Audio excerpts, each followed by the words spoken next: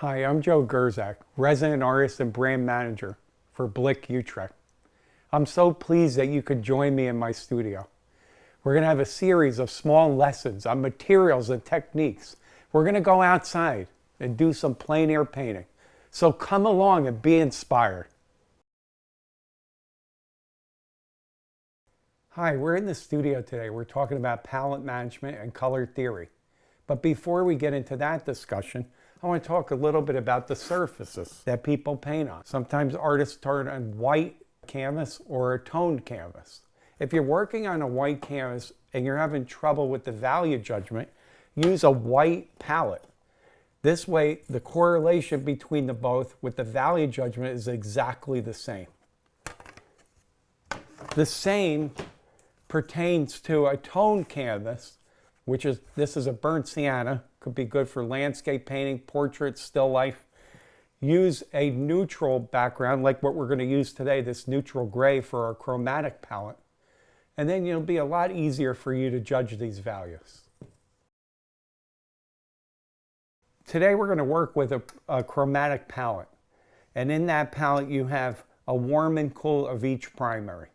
We're going to use the CAD-free lemon yellow, CAD-free yellow medium, CAD-free red light, and then the permanent alizarin crimson, cerulean blue hue, and the cobalt blue pure. So what I like to do when I'm painting is lay them out in strings. John Singer Sargent said, in order to get the painting to flow, you need paint on the palette. So people frequently don't put out enough paint on the palette. So put out a good string of paint for each. Okay, now that we have them laid out, we're also going to put the Utrecht white on the bottom here. The difference between the Utrecht white and the titanium white is that this is a little bit more bright. It has safflower oil in it. And the regular titanium white has linseed oil in it. So this is a little bit brighter. We're going to pull down the colors and we're going to talk about each color. So with the lemon, you're going to get a cooler mass tone and undertone. It's going to go more on the green side. And then the CAD-free yellow medium, we're going to pull that down. So it's going to be a much warmer tone, smooth and buttery. And we're going to pull that down. Those are both more on the opaque side. And as you can see, before we get into the other colors, the value is lighter for the lemon than the yellow medium. And then we're going to take down the red, CAD-free red light. So we make this pile here, nice buttery color on the warmer side and on the lighter side value-wise. And then the permanent alizarin crimson. Beautiful deep red color on the cooler side and much more deeper in the value. Then we're going to take the cerulean blue hue and we're going to scrape that undertone down. And this blue is going to be much more greener in the undertone. And it's a phthalo blue based, so that's going to give you a pretty nice green tone as opposed to this cobalt blue pure, which is more on the redder side. I've used this for color theory lectures in the past.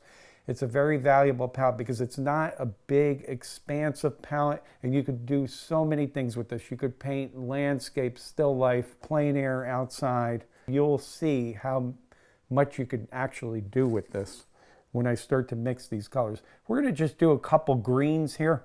We're going to take the lemon yellow, and we're going to take a little bit of the cerulean blue.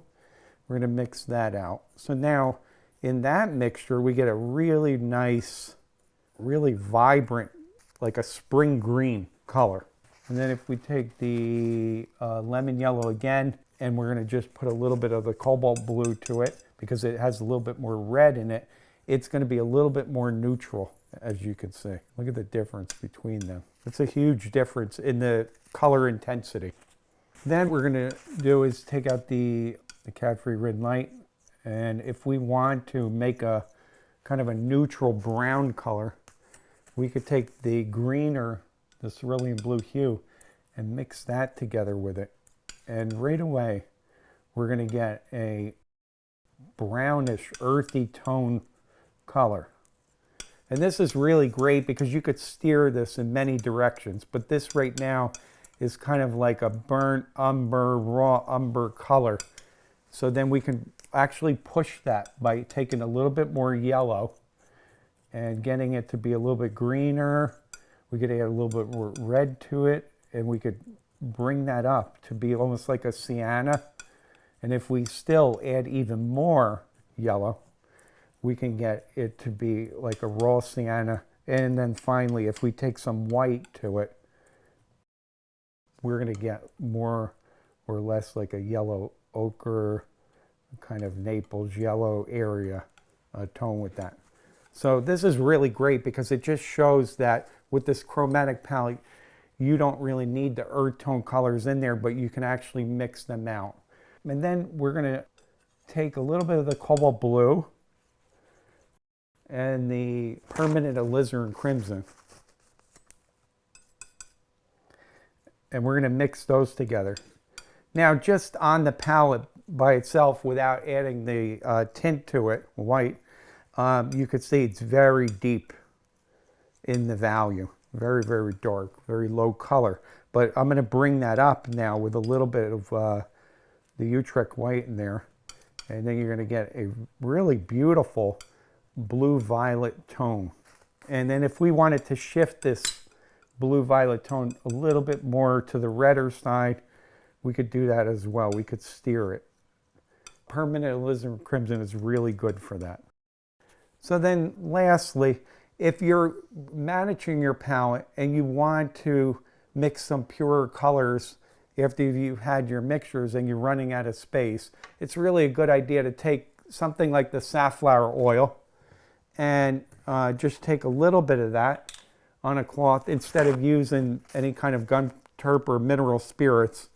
And you can actually clean out an area pretty efficiently. And then you could mix new clean color on there. We'll just do that. We'll take a little bit of lemon yellow and we can get more pure pastel-y color mixture going in an area where we had some previous color.